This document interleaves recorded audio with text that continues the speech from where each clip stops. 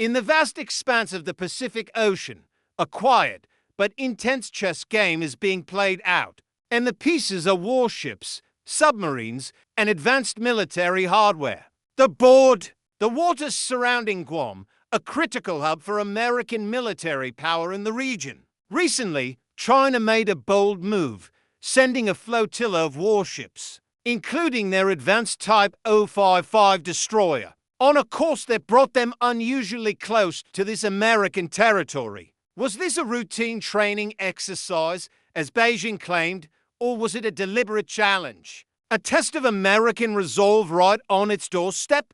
Today, we're diving deep into why this maneuver might just be one of the biggest strategic miscalculation as China has made in recent years. First, let's set the stage. Guam isn't just a tropical island. It's often called the tip of the spear for the U.S. military in the Indo-Pacific. It's home to Andersen Air Force Base and Naval Base Guam, housing everything from long-range strategic bombers to nuclear-powered submarines. Its location is a strategic gold mine, allowing the U.S. to project power across thousands of miles of ocean, from the Korean Peninsula down to the South China Sea. Any threat, or even the perception of a threat, to Guam is taken with the utmost seriousness in Washington. So, when a Chinese naval group, led by a warship nicknamed the Carrier Killer, decides to sail within the U.S. exclusive economic zone around Guam, it's not just a casual sail-by. This is a message. Beijing is signaling its growing naval reach and its confidence in challenging the long-standing American dominance in the Pacific. They're essentially saying, we can operate wherever we want, even in your backyard. The Chinese media played this up, showcasing their Navy's blue water capabilities and framing it as a demonstration of strength. But this is where the potential for a massive backfire begins. You see, poking the bear, especially a bear as powerful and well-equipped as the U.S. military, often has unintended consequences. This move by China didn't happen in a vacuum.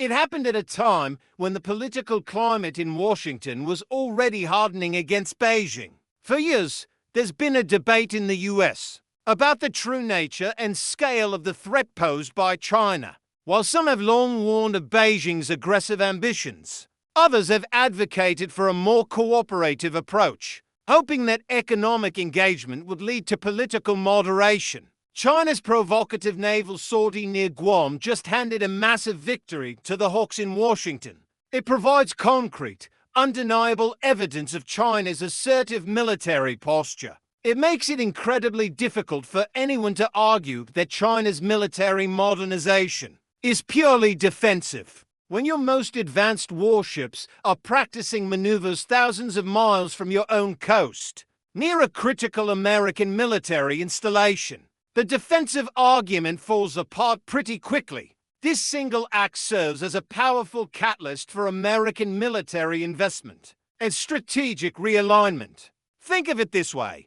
For military planners and politicians trying to secure funding for new defense projects in the Pacific, this Chinese naval group was the best advertisement they could have asked for. It's no longer an abstract threat discussed in classified briefings. It's a tangible event that every policymaker and, importantly, the American public can understand.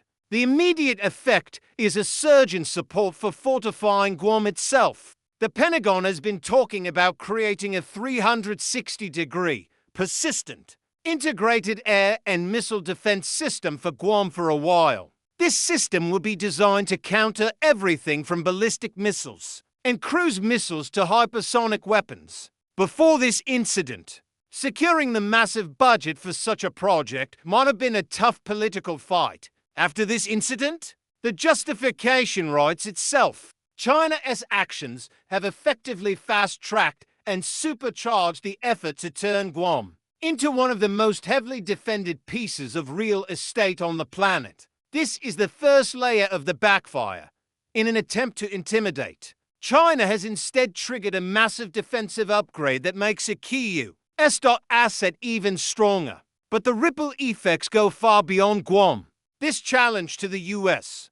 Navy sends a shiver down the spines of every nation in the region that relies on the American security umbrella. Countries like Japan, South Korea, the Philippines, and Australia are watching this very closely. For them, American credibility is paramount. If the US is seen as unable or unwilling to defend its own territory and interests, what does that mean for its commitment to its allies? By making such a direct challenge, China has inadvertently strengthened the very alliances it seeks to undermine. Japan, for instance, has been steadily increasing its defense budget and deepening its military cooperation with the United States. Seeing Chinese warships so close to Guam reinforces the Japanese government's narrative that a more robust defense posture is necessary. It pushes them closer to the U.S., not further away. We're seeing joint military exercises between the U.S.,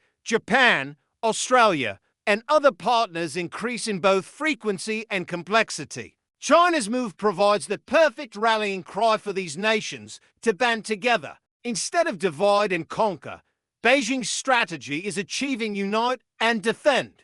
This brings us to the second major backfire: the acceleration of a regional arms race and alliance building that is explicitly aimed at countering China. The AUK-US pact between Australia, the UK, and the US, which will provide Australia with nuclear-powered submarines, is a prime example. This pact was already a major strategic headache for Beijing, but actions like the Guam sortie only serve to validate the reasoning behind AUKUS. It demonstrates to the world why these democracies feel the need to pool their resources and technology to counter what they see as a growing threat to the rules-based international order. Furthermore, it damages China's international image. Beijing has spent decades trying to project an image of a peaceful rise. It wants to be seen as a benevolent great power, a responsible stakeholder in the global community. But sending warships to menace a neighbor's territory,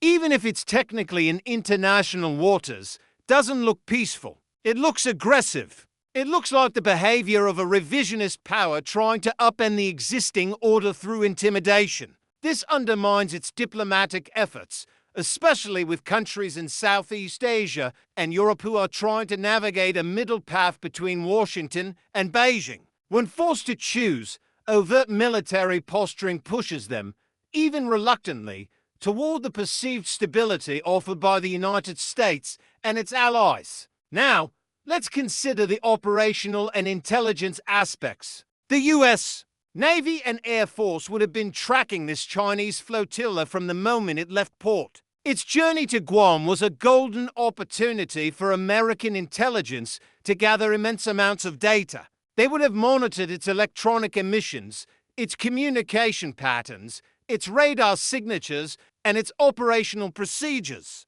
Every move the Chinese ships made, every signal they sent, was likely recorded and is now being analyzed by teams of experts at the Pentagon and the NSA. In essence, China thought it was conducting a drill to test the US, but in reality, the US was conducting a live-fire intelligence-gathering operation on China's most advanced naval assets. This data is invaluable. It helps the U.S. military update its threat libraries, refine its own tactics, and develop countermeasures. So, while China was trying to demonstrate its strength, it was also revealing its playbook. It was showing its hand, giving its primary competitor a free, front-row seat to its capabilities. That is a tactical mistake of the highest order. The final piece of this strategic puzzle is the domestic political dimension.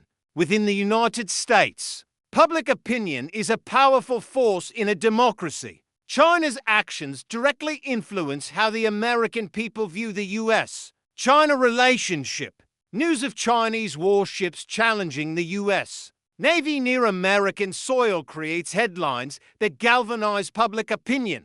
It fosters a sense of national unity and resolve in facing an external competitor. This makes it politically easier for any administration, regardless of party, to take a tougher stance on China, whether it's through military spending, trade policies, or diplomatic pressure. So when we put it all together, what did China's challenge actually achieve? On the surface, it was a short-term propaganda win, a show of force for its domestic audience. But in the grand strategic calculus, it appears to be a major misstep. It has likely accelerated the fortification of Guam, strengthened U.S. alliances in the region, damaged China's international reputation, provided a treasure trove of intelligence to the U.S. military, and hardened American public and political resolve. Instead of intimidating the United States, China's actions have awakened it.